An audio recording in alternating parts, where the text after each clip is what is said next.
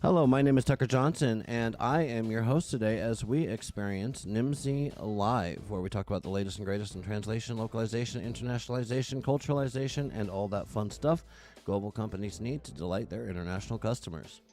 On this program, we invite guests who like to have fun and have some value to add for our audience of globalization professionals. I'm always eager to provide a platform to those with a good story or a good data set. So let us know if there are any topics you'd like covered or guests that we should reach out to for future episodes. And if you haven't already done so, of course, make sure that you are following or subscribed to Nimdzi Insights. We are coming to you live today on LinkedIn, Facebook, X, YouTube. Of course, YouTube is our channel where you can go watch all of our old episodes of Nimdzi Live. Really, this is not a Nimdzi Live traditional episode today. It's part of our Talking to the Experts series that we've been doing recently, and I'm very excited about having our guests. So without further ado, let's get right into it. Today's conversation is about localization, of course, why it matters, how it's evolved, and why, despite all the noise around AI and automation, it's still fundamentally a human discipline. I'm joined by Chris Dell, Senior Advisor and Coach at Next Chapter Advisory and Coaching. Chris is also one of the coaches behind Nimdzi's Storytelling Workshop, which I have been hearing a lot about. It's been very well received throughout the industry. The full title, of course, for that is Storytelling for Executive Influence. It's a great resource for those who are wanting to kind of level up their influence, client-side localization professionals who want to level up their influence internally, and we can talk more about it today. Chris has spent years building and leading one of the most advanced content localization operations in our industry with deep experience inside global organizations like Booking.com. Today, we're going to be talking about how Chris found his way into content and translation, what he learned working in large international environments, and what took him briefly away from localization, and ultimately what pulled him back in. We're also going to explore how his thinking on AI has evolved, what sustainable localization really looks like today, and why he remains optimistic about where this industry is headed. That is a mouthful. Let's see if I can deliver on this promise. A lot of topics today. Yeah, let's see what we get through. I mean, as I was saying to you just before this, it's the end of the year. I'm inclined to just treat this as a therapy session. Okay, so Yeah, my therapist is busy until the new year. Yeah, so okay, let's just talk let's about do it. the Let stuff me. that I've done. And apologies, I have an incredibly needy dog as well. That's all right. The more guests, the merrier on this show today. Well, nice to meet you. We were talking right before the show. It's like, have we met before? I don't think so. So it's nice to. I think this will be the first real life conversation we've actually had. Though I've heard your name all over the place. You're an industry standard name that I've been hearing for years, really. So it's nice to finally meet you. And I'm hoping today maybe we can start off by just tell us a little bit about how you got started here. How did you end up in the content and translation space? Yeah, indeed. So I mean, look, I've had an extremely weird career. I I originally wanted to be an artist, or I wanted to be an architect, right? So I studied Yeah, originally, like, I painting. was gonna be a musician too. There we are. So, We all had dreams at one point. Now we're on but podcasts. there we are talking about localization. So I wanted to be an artist, and then I thought, okay, something a little bit more academic. So then I studied history of art in London. And then after I graduated, I went and worked as a curator at the National Gallery. I was looking after a photography collection there, which was kind of felt like a very, okay, the perfect job. 500 people had applied for this. Wow, this is incredible. But then I realized after a couple of years, like, yeah, but the pace in government organizations is very slow. It's a particular sort of person who's really going to kind of thrive in that environment. So I said, okay, I can't do this. So then I moved into publishing and started working on a weekly publication around architecture, which was super cool. I worked with all these kind of very big names, like Zaha Hadid and Rem Koolhaas and all these kind of really, really interesting architects, very kind of cutting edge stuff. And I did that for a couple of years and then drifted into book publishing. So still in London, I worked for a publisher called Thames and Hudson, where I started doing art, architecture, but also then increasingly kind of travel stuff. And what I absolutely loved about Thames and Hudson is that they're a publishing house, very high quality books, but they're really into um, doing co-editions, selling editions in other languages. And this was the first time then that I really kind of got exposed to the whole idea of, hang on, how do you start then adapting content for other markets entirely? Which was very, very exciting. And it was a very international environment in that publishing house. Then I moved to Barcelona. And in Barcelona, I started. I was editing. I was managing editor of a pharmaceutical journal for a bit. It's a bit weird. Terrified that I was constantly going to be putting some sort of weird information out there that would be responsible for, well, all sorts of terrible things would happen. Never happened. And I worked again with kind of architectural studios. I worked on a couple of kind of really interesting architectural magazines.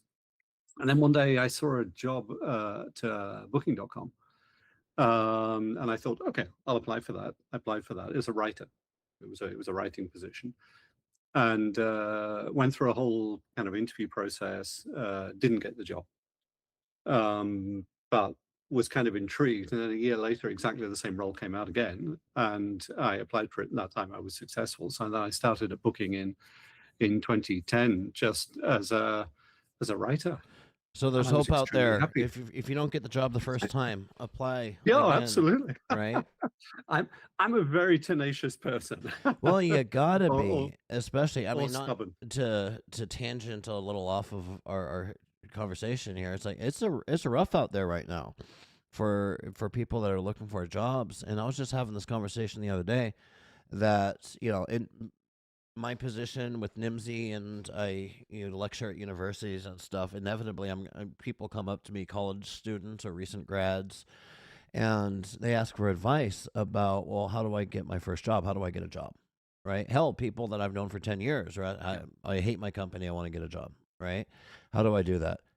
And I have to be humble and say, nowadays, I have to say, I don't know. It's such a wonky market out there right now.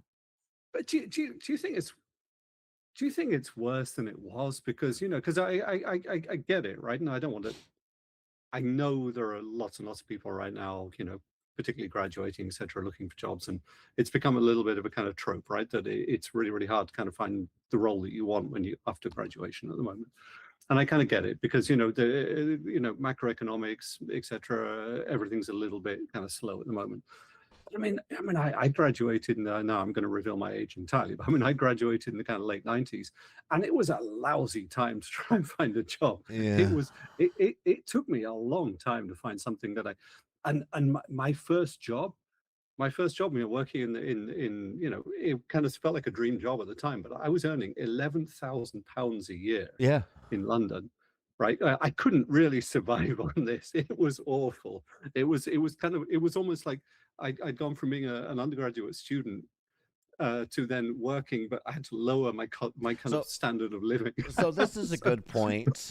Just to go on my old man rant for a little bit, but it's like, I'm getting there as well. When I graduated high school, college, let's say in 2005, 2004, somewhere around there, right? And I had a hell of a time getting a job. And what that meant is I had to take some pretty shitty jobs out of college before I got my first, what I would call a career job. And even that career job did not pay very well. I was barely making ends meet at the time.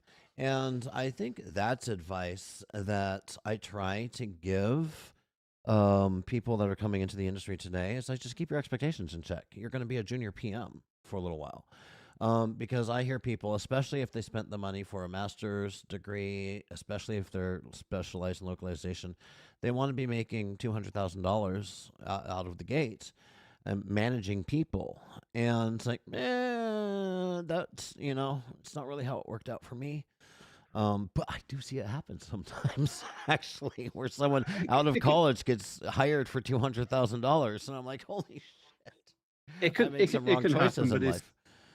it's the exception rather than the rule, right? And I mean, yeah, I guess my message to anyone kind of graduating right now is like, hey, look, you have to hustle quite a lot. You have Yeah. to build as many connections as possible. Yeah. These days, I think more than ever, you're going to get, if you want to bypass all the kind of, am I allowed to swear? Well, let's assume I can a little bit, like all the kind of bullshit AI recruitment processes that are in place these days, Yeah. where you kind of get rejected within, 10 minutes. I keep hearing these stories. Or you Like get to rejected bypass all of that. before an email or before your resume ever gets seen by a human because they've got some Exactly, wonky exactly. algorithm. So you have to build relationships, you Yeah. have to build connections. Like really meaningful work will always come through people that you know, who trust you, who can vouch for you, etc., etc. So that's always the advice that I give. Well, all right. Well, thank you for divulging me and going off on my tangent. Because I know we have people that are studying or starting out in their career that listen to this podcast. So I Yeah. always try to look that. But I like, let's keep going with your career. I want to hear because I think how I was telling you earlier, how I want to treat this episode is just like, what can we learn from your ups and downs and experiences and epiphanies and bullshit moments and all of that stuff. So let's keep going. So I joined.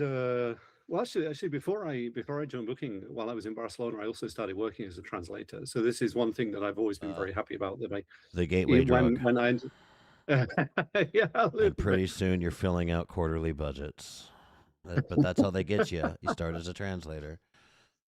Yeah. Well, I never, again, I never studied translation. I never studied any kind of languages. I studied some French, Italian, Russian, German when I was younger. I studied Latin also when I was very young. That was more of a kind of religious thing that I was made to do. So I'd always kind of dabbled in kind of languages, but without being serious. I mean, I'm always in awe of really serious linguists. People who really have the patience and the tenacity to get to grips with the nuts and bolts of Right. particularly very complex languages. I never had any of that, but I did while I was in Barcelona get quite good at Catalan and quite good at Spanish. And very good, kind of good colloquial understanding. So I started just doing translation work from Spanish and Catalan into English, which I absolutely loved. I just did from an intellectual perspective. So I was happy that I did that. I'm not sure I would have that sort of opportunity these days for sure, Mm, because the sort of work I was doing, I think could be done differently. Anyway, so going back to kind of then when I joined kind of Booking, I was an individual contributor, and it's interesting. One of the biggest jumps I think you'll ever make in your career is going from individual contributor to then actually kind of leading a team. And it's something that I get approached by a lot actually in people in the localization industry, because we're kind of an industry of individual contributors to a large extent. Like many of us will work as project managers, as some sort of kind of process management mm-hmm. role, as a linguist, I mean, there are many roles which, yeah, they don't necessarily have like an immediately kind of obvious career path, Right. other than deepening an expertise, which is incredibly Oh, valuable and, at the and end of that's the day. always been a struggle because I've always been Yeah, tangentially around working with or teaching or whatever people that are went into school originally to become a linguist, but then they pivot and say, "Well, I want to become a project manager." yeah, And the reason for that really is because I think about halfway through their studies, they realize, like, here's like being a linguist is great. I'm not knocking being a linguist. There's a lot of good things about being a linguist, but there isn't really is career progression, yeah. right? So if I'm a project manager, yeah, maybe I cut my teeth. I'm a junior project manager. I'm making $30,000 a year for a couple years, but 10 years from now, I might be making six figures. You know what Mm, I'm saying? So there's career progression mm. there. But I did find that funny. But in general, no, 100% agree. And in general, if you want to then progress within, let's say, a kind of content or localization career, then you're going to have to go in some sort of management role at some point. Well, you But are, and this is the yeah, greatest, and this is my rant that I haven't done for a while, so maybe I'll indulge you, in the audience. Which this is why it's so bloody hard to find. I had to phrase this carefully so I don't offend people, but I'll say a vendor side localization project manager, who a good one. is worth their weight in gold. Why? Because if they're good, then that LSP has two options. They're either going to need to promote them, in which case they're not a good project manager anymore. Some other, inexperienced person is now filling that role, or Mm. that person's going to find a job elsewhere because they know their value, right? So we lose a lot of talent that way. It can be hard to find these roles because people are always going to go where the career progression is. Absolutely, and this is why, I mean, look, as one of your prime responsibilities as a manager, as a leader, is to also figure out, hey, the people reporting into you, how are they one day going to be able to take over from me? Right. So that you basically, because you're trying to build like a kind of constant talent pipeline. I've seen it happen way too many people, that they are too good at their individual contributor role, that the business can't afford to promote them into a management position because there's no one to kind of take their Yeah, place. because if I So you have to promoted build a you, pipeline. then I'd have to hire three other. You're so good at your job. If I promoted you, I'd Yeah, have to hire three other people to do your job. yeah, exactly. So It so you happens have all to the you have to time. People get passed over yeah, for yeah. promotion all the time, right? And I Yeah. tell people, and it's hard because it's counterintuitive, especially if you're just getting into the industry. Um, know who your replacement is and train your own replacement. At all times, you should have a replacement trained. And because people say, well, that's risky because now I'm expendable, right? If there's layoffs, then they don't need Yeah, me but because this guy can replace me. It's like, yeah, but that person is expendable too, right? You want to be expendable because if you don't want to be passed over for a promotion, right? If I you're mean, we're all expendable, that's the thing. and Everyone's expendable. we're all expendable, and that's very important to internalize. And it took me a long time to realize that. Um, and actually, it was interesting. I was talking to a friend of mine who said, "No, no, Chris, it's more than that, right? All businesses, all organizations are designed not to care about individuals. Hmm. They're designed to function without individuals. Ideally, that they should just function on roles, Right. I not individuals. Unfortunately, all individuals organizations are a become addicted to necessary individuals. evil. Ha ha. They are a In necessary evil. They are a wicked inefficiency thrown into the well-tuned machine of efficiency. but that obviously sits at odds with the fact that, hey, we're all individuals and we all have a sense of self-worth and Right. self-value, I and know. we all believe in ourselves and we believe that we matter and we are important, and of course we do matter and we are important. But it's constantly kind of navigating that relationship with your employer, whatever it is. Right. So it was kind of interesting for me. I realized after I joined Booking, as a writer, very happy as a writer, that actually I'd been kind of earmarked for, oh, yeah, but within 12 months, we want you to be leading a team. And that was kind of interesting for me because at this point I was probably in my mid 30s already, which is to say I hadn't actually been, very interested in pursuing a management career. I'd always had kind of, individual contributor roles, specialist roles. I loved that. And it was the first time I was really kind of confronted with, oh, shit, and I actually need to change what my role is completely, and am I going to be any good at this? Which was a huge kind of existential question for me. Um, so I took on then a management role after a year within Booking, and now I was Well, leading a team in. Yeah, because go for it's it. true. It's like the same skills that make you good at your job as a writer, as a linguist, as a project manager, whatever it might be, don't necessarily mean you're going to be a good manager.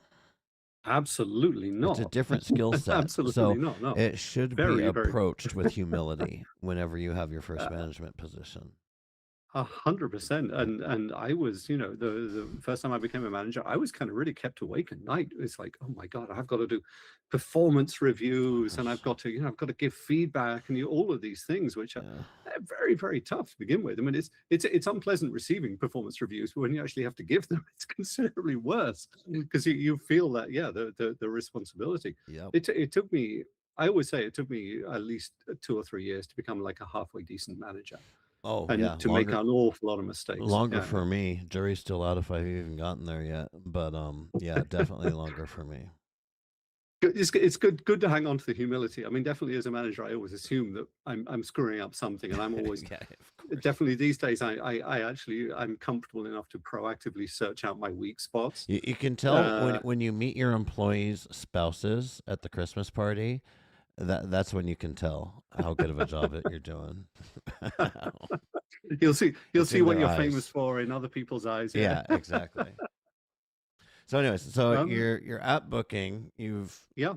did a lot of cool things at Booking, Yeah. right? We Yeah. don't need to go through. You can go through the greatest hits if you want, but like we don't need to go through all the greatest things at Booking. But then you decided to escape Yeah. and I mean, take the it was plunge. that was an interesting one because I ended up going to from individual contributor to kind of leading a team to then leading a global team and then eventually becoming a director of a department. So then I was leading content, including localization. I mean, lots and lots of different kind of functions, and with editorial and visual content, and content moderation, geodata, lots and lots of different things, with product teams and tech teams, and business operations, and I mean, it was just non-stop learning curve, not even a curve. It was like from straight line Hmm. for more than a decade. But I also realized at some point after I think after more than a decade that okay, the company has now gone from being when I joined Booking, it wasn't 100% clear that Booking was definitely going to survive. Hmm. When I joined in 2010, which now, of course, you look back and it's ridiculous. It's the largest travel platform in the world, etc. And I mean, it's been phenomenally successful, but that was not obvious at the time. So it was just kind of scale and support the growth and support the growth of the people and support the growth of the tech and everything. It was just everything was growing, growing, growing. And then at a certain point, you think, hang on, I can do this, and I can do this actually very well, Hmm. and I can do it at a certain point. And this is going to sound very boastful. I don't quite mean it like this, but you can do it so well that you kind of get a little bored, Well, which is to say, I've mastered this approximately. I mean, other people may disagree with that, but from my perspective, I'm like, okay, I'm now pretty decent at no, but this. What next? I hear you on this because I've never done well on ongoing account management, ongoing project management. Like, hey, Tuck, here's your account. Now, it can be a great account, like engaging, interesting, profitable. No, it can be a fine account, but like after year one or two, it's just hand off, hand back, QBR, hand off, hand back, meet client for lunch, hand off, QBR. It's like, okay, I'm ready for something new now. Right? It's like, why can't I Exactly. take my experience with this account and apply it to help other accounts? Right? So I totally get it. And if you look at my LinkedIn before Nimdzi, it was like after 3 years at a company, I'd start getting itchy. Right? I don't know what I was itchy for. I just wanted to go solve new problems. Right? I mean, I definitely never intended to spend 14 years in Booking.com, but I mean, I also describe it as a privilege of a lifetime. To actually witness a company grow like that, and with everything that kind of comes with it, that's an insane privilege. Like, I mean, I've learned it's like 50 MBAs in that time, which I love. But indeed, I realized, okay, hey, it's time for me to do something new because otherwise, am I going to stay here till I retire? That was definitely never, no, no, never in the planning at all. Um, and it's kind of a nerve-wracking moment, and I also want to acknowledge, in the localization industry, a lot of people have been leaving positions in the past, a couple of years, with the advent growth of AI, et cetera, et cetera. A lot of things have changed, and I, having been through that in the last couple of years of kind of giving up something which was very secure that I knew extremely well for the unknown. Hmm. I completely sympathize with everyone who's kind of going through those major changes. It's really scary, even if it's something that you want, to wake up one morning and think, "Hang on, I don't know what I belong to anymore." Right. That's it's a tough one. And we don't know what's going to. Everyone wants to know what is my job today Yeah. and what is my job going to be 3 years from now. That's it. That's the key to. I mean, you can. Actually, I don't. I don't want to know the second. I like to know what I'm doing today. I don't want to know what I'm going to be doing in 3 But what years. I'm I want saying to be is, surprised. you want to know, but you're an oddity, right? Because people want to know, like, is what I mean by that. Will I have a job? Is there career progression for me? Right. So Yeah. that's what I mean. When I say No, that, that's very right? fair. That's very fair. So, and AI is kind of throwing a bunch No, of people a curveball here because we're having this opening up this conversation about, what is my job? A, will I even have a job? And B, what will my job look like? And people don't know that, and it's causing a lot of uncertainty out there in the market right now. no, 100%. Um, and no, as I say, like I definitely went after leaving Booking. I had probably 2 or 3 months of, I'm not going to say quite existential crisis, but definitely kind of asking the bigger questions in terms of, okay, Chris, you've built this, you've got this experience, that's fantastic, but like, well, what next? Right. Where do you go? Do I completely reinvent myself? Do I pivot? And one of the things I said actually leaving Booking was like, okay, I've had like 2.5 decades now of working in content. I think I'm done with content. I think I'm done with localization. I think now it's time to go do something else entirely. So I thought, okay, the fastest path to that is actually just to I'm going to go back to studying. So I went and enrolled for a really cool course at INSEAD, the business school down in Fontainebleau in France, which was a chief operating officer course. Because I thought, well, look, effectively, I've been doing a kind of COO type role for the past few years, just kind of making stuff run. I enjoy that. So let me go and kind of test my knowledge. Let's go meet people from other industries. And that was fantastic because suddenly I'm exposed to people who are working in, I don't know, construction in Saudi Arabia, or, I don't know, oil drilling in Southeast Asia, or all sorts of, fintech, et cetera, et cetera.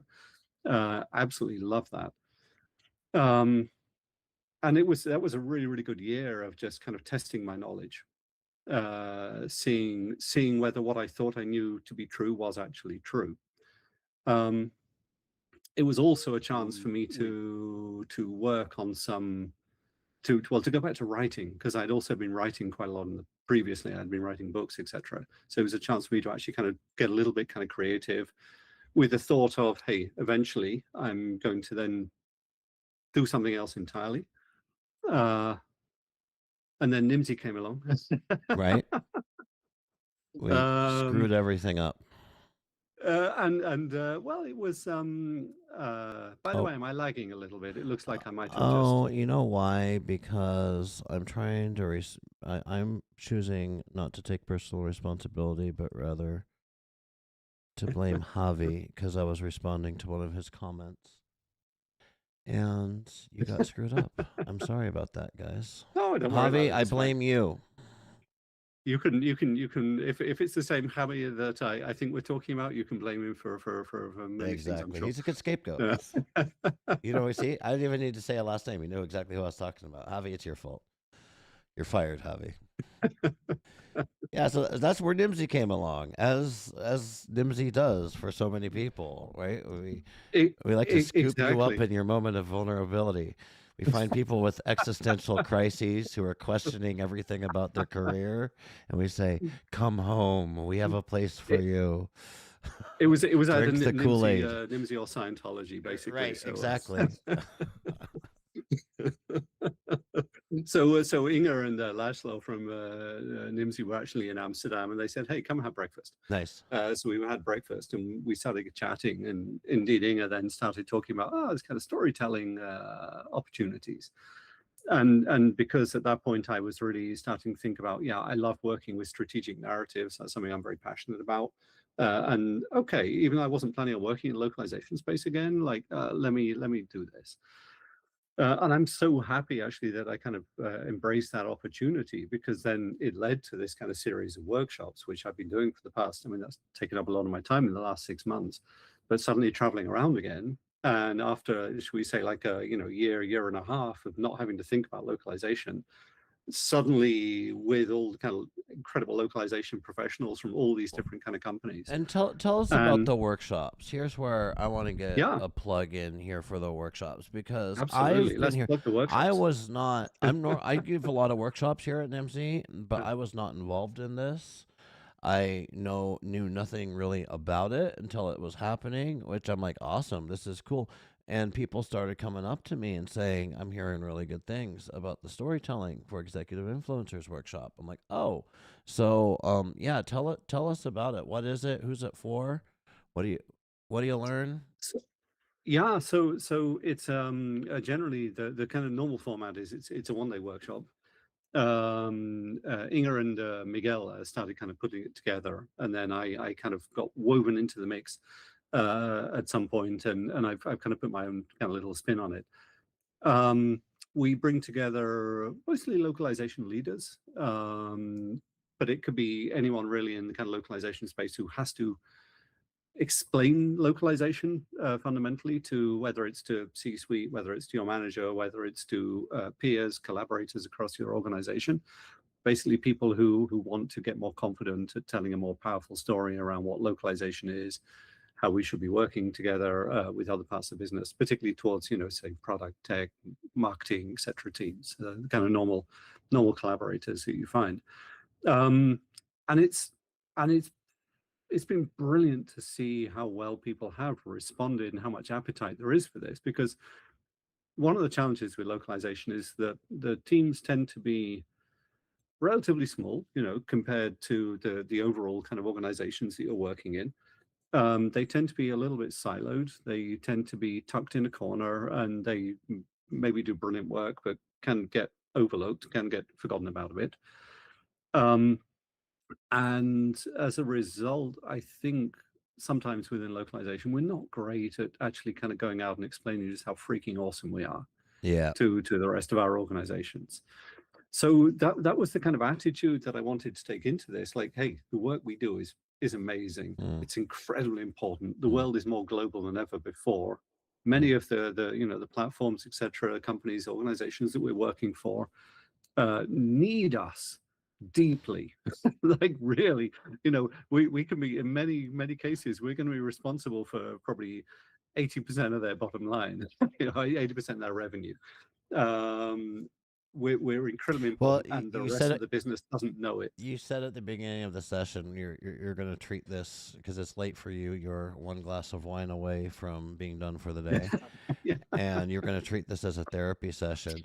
And I find like that's kind of true. It's like localization leaders, like some of us need therapy. We're in an abusive relationship, right? We need to I mean, learn how to set boundaries and advocate for our own needs, and you know yeah, all of yeah, these I was things. boundary setting for sure. But in order to I do that, like you try to set boundaries to someone that you don't have any leverage, trust, respect, or anything like that with, you're not going to be able to set boundaries. That's where the trust comes in, and Yep. the storytelling for executive influencers. This is how you build trust. This is how you build a story around this. Yeah, And I'll just yeah. add before we move on from this thinly veiled disguise for a commercial for these upcoming workshops. There are Oh no, we're good with that. That's fine. we're upcoming workshops January 14th, January 28th, February 27th, and April 17th. So January through April, we're planning more of these. Some locations are pending out there. There's sponsorship opportunity. Javi in the chat just mentioned that SmartLink sponsored the Berlin workshop, and it was really good feedback from everybody. So it's a great opportunity for potential sponsors out there if you're looking to get in front of clients as well. So that's it for the workshop. Thank you for indulging me, sir. No, On no, no, no, no, not at all. Look, seriously, Inga it's will be been so happy much fun. now. Oh, I'm gonna Inga's been fantastic as well. I I'm mean, gonna have my to be marketing honest, girls like, clip this and send it to Inga and say, look. So yeah, no, but great work with those. I've been hearing really good things. I haven't sat in one myself yet, but I hope to one day. And I've been hearing really good things. So you got out there. I want to hear because I was kind of going through your little bio here ahead yeah. of time, and you got out into advisory and stuff. You're doing workshops. You're consulting with people. Um, I have this bullet point here. It says got disillusioned with AI.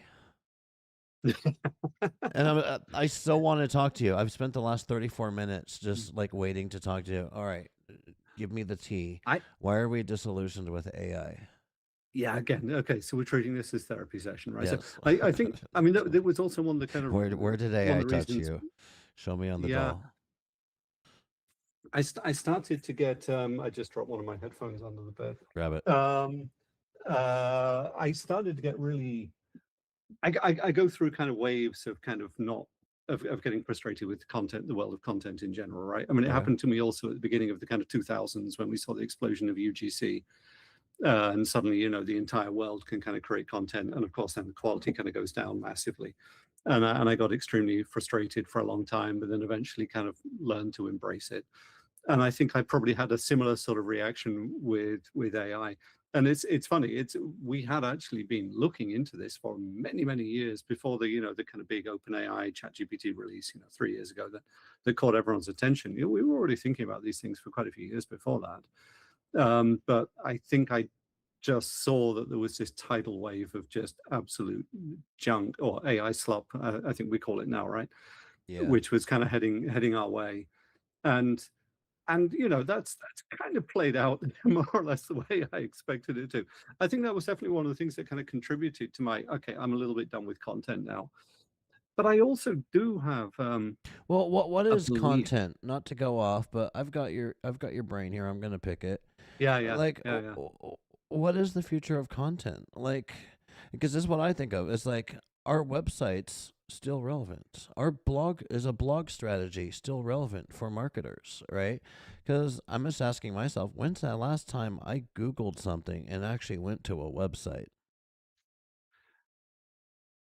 So, I mean, you know what Yeah. I'm saying? It's like, how many clicks am I getting to the Nimdzi website when someone can Google what are the top 10 TMS systems, and Google gives them, Google, who consumed Nimdzi's content on our website, gives them the summary without directing them to my precious lead gen forms, right? So, and I'm not saying you need to have an answer for these. I'm just saying, like, these are the questions out there. Like, when we're talking No, no, about no, content, no. I and mean, you were talking earlier about like an existential, trying to figure out like what's going on and everything, and it's like, I think there's two. If you're young, this can be an exciting time because there's changes are happening, and if you use words like decades plural when describing how long you've been around in this industry, for some of us it's like, oh, I'm tired.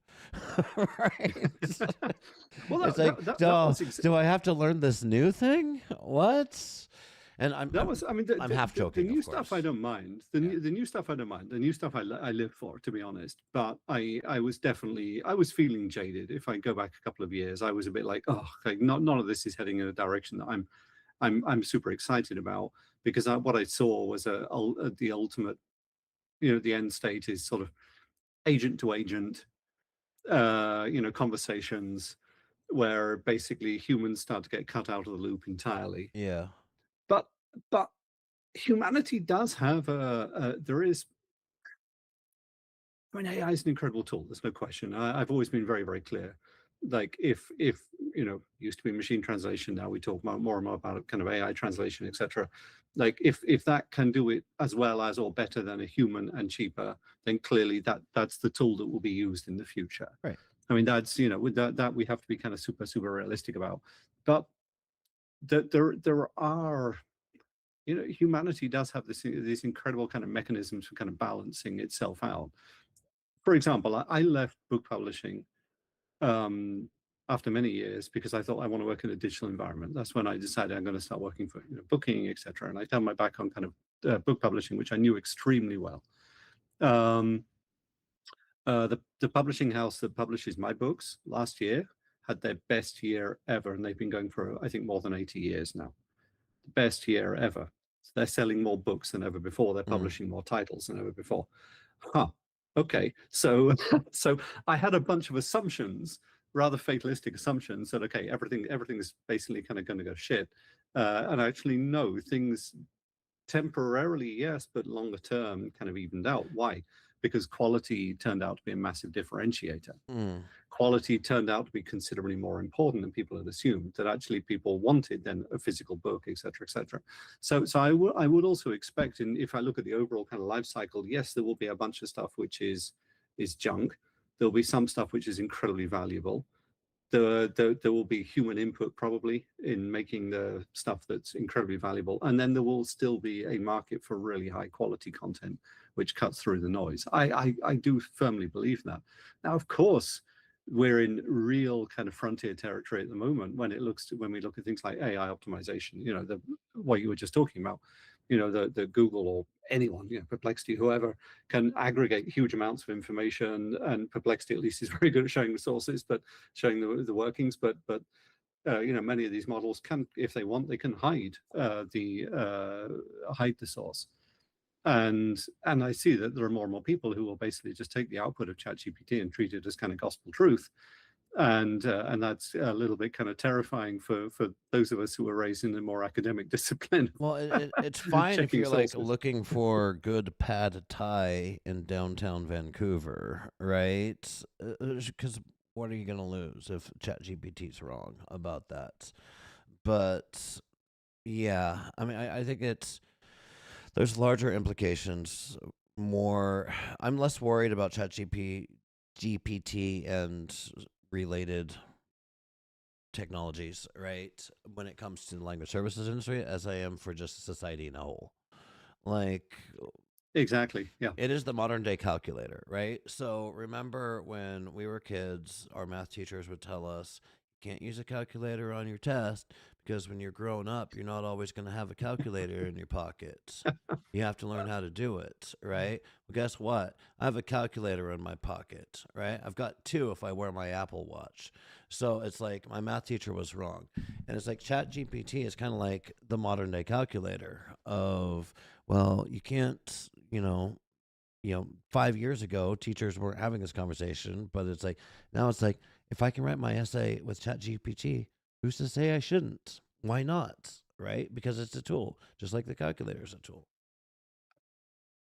Yeah. I know I'm not Yeah. making any sense here. I'm not. My point's not to make any sense. It's just like these are the conversations we need to have as a society. Yeah, no, absolutely. And I mean, I think that now we're starting to see kind of interesting research papers which indicate that, yeah, okay, over reliance on, kind of AI can ultimately lead to a bit of, yeah, brain atrophy, Oh, shall we say. well, Um, newsflash, right?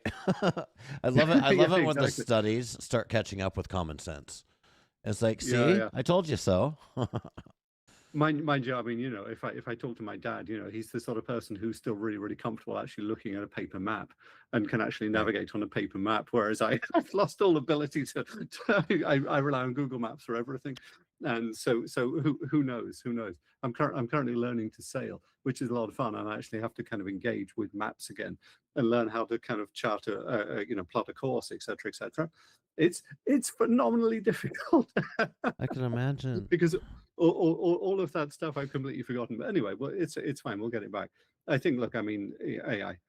I nowadays, having again taken like a year and a half off localization, I come back and I get excited about many of the solutions that there are out there. Because they can do things that we simply didn't need Yeah. humans to do in the past. So So you're a lot of the generally work pretty is incremental. optimistic about I, I'm the I'm I'm outlook. I'm optimistic, and I also think that things will kind of will even out. Yeah. And I do believe that quality ultimately will always be a differentiator. So yeah, so I feel generally kind of optimistic, Yeah. but I also think it gives localization as a discipline a chance to evolve. Yeah. It One of the does. things I found fascinating when I was studying at INSEAD last year is there was a course, one of the electives I did was around globalization strategy. Mm. And there were probably 30 of us on the course, and I was the only person with any kind of background in localization. And no one else had any clue about localization and how it could even potentially relate to globalization, which was absolutely fascinating. And that's what really kind of struck me. It's like, wow, the gap between businesses and what they need to be able to go and kind of globalize and internationalize, et cetera, effectively is colossal. And we have so much knowledge in so many localization teams but we Yeah. have to think a little bit differently. It's about representing the customer. It's about simply, as I was saying to just recently when I was doing a presentation to the TripAdvisor I mentioned, um, it's about daring to imagine that other people could think differently. Hmm. Yeah.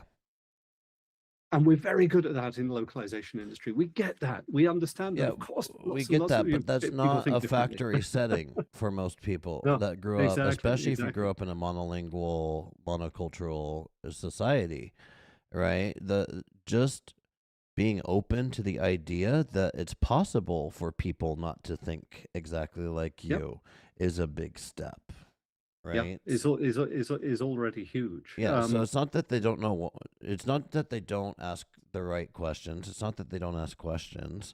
It's not that they don't know what questions to ask. It's that they don't even know that they should be asking questions. I mean, that's the level I, of, and I say this with charity, ignorance that people have when it comes to localization, which is good. a little bit, yeah. Yeah. A little bit, yeah. And what I'm looking to stimulate, it's quite it's interesting, you know, because so now I do work with Nimdzi and absolutely love that, and kind of other players within the localization industry. But then I still have another part of my brain entirely, which is really focused on executive coaching and leadership development. And one of the things I work often with, you know, say chief product officers, CEOs, etc. And one of the things I'm always trying to push into them is just curiosity. Be curious, ask questions, you know, just go into things with an open mind. And that's what I would love a little bit more of towards localization, just Yeah. curiosity from the rest of the business. How do we get people excited? How do we make them question things a bit? Well, keep the conversation going. I mean, I think this has been a great introduction because, like I said, I don't think I've met you before, even though it feels like I have. Shoot. Well, I look, I'm like, yeah, but this happens right in the localization industry. Some names you recognize. So I bumped into Renato in Budapest airport Okay. about 3-4 months ago, and we started, hey Renato, and we started chatting, and I think we realized at some point this is the first time we actually met in person. Yeah. Right. It's like, wow, we've been aware of each other for years, but Right. so this can happen. Well, it's good to have you. Thank you so much for and your flexibility rescheduling this. Really appreciate you coming on with us today, Chris. Thank you for putting up with. I think my Wi-Fi has been. I mean, just so you know, I'm currently in the French Alps, like a long way from anywhere. So, Oh, I think it's been fine. And remember, cool. if anything went wrong or if anything goes wrong, we can just blame it on Javi. We'll be good. All right, Chris. Now we're cutting out. All right, you have a wonderful day, sir. I'm going to take us out, ladies, gentlemen, chat. We are out of time for today. If you enjoyed this Nimdzi Live experience, then join us next time by going to the Nimdzi Insights LinkedIn page, clicking on events, and signing up for the next event, which I believe is tomorrow. So we will see you then. I appreciate our guest today, Chris Dell. I appreciate my colleagues here at Nimdzi Insights doing all the hard work so I can have these interesting conversations. And finally, I appreciate you, the audience, who are joining us live today or watching the recording. And I look forward to next time. Cheers.